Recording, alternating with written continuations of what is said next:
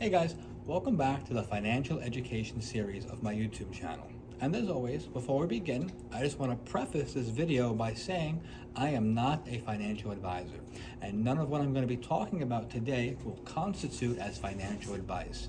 I simply am an educator teaching you the basics of how finance works based off of my own unique opinions and my own unique experiences. Remember, always do your proper research before making any investment. All investments carry a degree of risk. But now that I have those disclosures out of the way, let's dive into today's topic. Last time we spoke about what actually money is, and throughout this video I want you to keep something in mind. Money is not real, it's just digits on a screen. So let's dive a little bit deeper. In the last video, we covered how money worked, right? How it was switched from a commodity base, right? It was based on something of value like gold to being fiat, where it was not based on anything. It's just the government's word. This $1 bill will be $1. This $100 note will be $100. So before I get into the whole tinfoil conspiracy, I'm going to preface this with some education here. So back when we were the 13 colonies, each state had their own form of commerce. New York had their own set of money, New Jersey had their own set of money, Connecticut, etc., etc. So this made things difficult when people wanted to do interstate commerce because they'd have to switch from one form of money to another, paying fees, taxes. You can see how it's difficult. So what did they do to remedy this? They made smaller banks that are a little more centralized, not completely centralized, but a little more centralized. This was run by a few states, and this was an absolute disaster. There were several financial crashes, but the big one before the big stock market depression was the bank run of 1907. And a bank run, very simple. You want to go to the bank and withdraw all your money. Well, everyone did that at the same exact time. So as you can imagine, the banks didn't have the money on hand. So no one was actually able to take their money out of the bank, which caused a massive panic. So what did the banks do? They simply ran to the 1%, the elites of that time. JP Morgan, as you know, JP Morgan Chase, you have the Rockefellers, and all of those big wigs. They essentially bailed out these smaller banks. And in 1913, the problem was finally resolved with the Federal Reserve Act. So just quickly to recap, when we were first a baby nation, we had no centralized bank. It was bad. You couldn't do interstate commerce. Then we set up smaller banks. That somewhat worked until 1907 when we had that major bank run. So after the result of the 1907 crash, the Federal Reserve was created. Now this Federal Reserve became the main bank or the central bank of the United States. And between 1907 and 1913, these smaller banks were again bailed out by people like JP Morgan, John Rockefeller, and others. All right, so that's the basic history of the Financial Reserve, how it was created. Let's go one step deeper. So the Federal Reserve was created in 1913 by the United States government. So one would think they're actually kind of controlled by the federal government, but no. The Federal Reserve is a private institution. They're supposed to regulate our economy, a private institution, not our government. So you can kind of see why it's a little conspiracy when you have a non-regulated agency regulating the country's economy. The Federal Reserve is owned by the same bankers that are responsible for all the crashes, right? So if you go back farther enough in time, you'll see JP Morgan, John D. Rockefeller, all those tycoons essentially created a sense of how would you say, they created the crash or the need for a centralized system, and then came in and installed their own centralized system, the Federal Reserve. Now, there are about 12 banks that make up the Federal Reserve, and these 12 banks are again owned by private citizens. So the government created a centralized system for finance. Then they allowed the bankers who caused the financial crash to run and maintain the country's finances. You can see where I'm saying you're being lied to.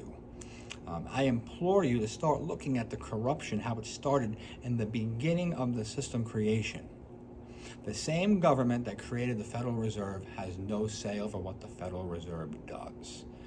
So the United States government uses the US dollar as currency.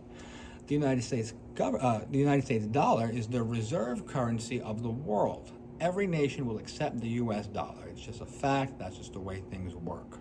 The Federal Reserve being a private company printing the United States dollar, which dictates the world economy.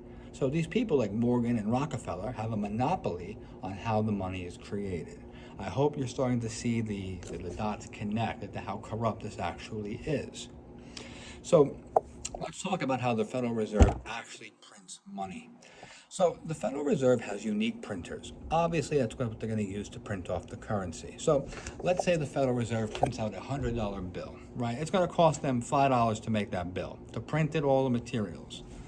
So what happens to the $95 that are left? Well, the United States government simply keeps that. It's called seigniorage. They add it to their profit margin. Now, the Federal Reserve isn't a complete and total free for all. They're regulated by the government slightly. They're not owned by the federal government, but they are regulated, and they do have some rules. For example, to prevent another bank run like we had in 1907, banks are required to keep 6 to 8% of their total deposit in cash. That way, when everyone runs to the bank, which they're not counting on us to do again, they'll be able to give us our paper money. Now, this is misleading because the rest of the money is created digitally. However, we'll talk about that when I cover banks. So let's talk about the structure of the Federal Reserve. Remember earlier I said the Federal Reserve is owned by bankers, so let's expand on that. I want you to think about the structure of the Fed like a triangle. At the top, you have the Federal Reserve itself. They're owned by the bankers, by the private citizens. Then they have a board of governors, 12 banks called the Federal Reserve Banks. And these people are responsible for conducting the monetary policy, help building the stability of the markets, supervising and regulating the banks. And they get together and they elect a chairperson, and that's the person you see reporting to Congress whenever we have a recession or economic growth. The Fed chair is ultimately responsible for how the economy runs.